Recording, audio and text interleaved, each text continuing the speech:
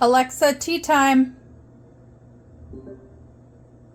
Words cannot express how much I love this thing. I have ADHD and was always on the manual one hitting the lever and then forgetting about it. And so it would be cold and then hitting it again. And sometimes I would be 6 o'clock at night before I managed my first cup of tea.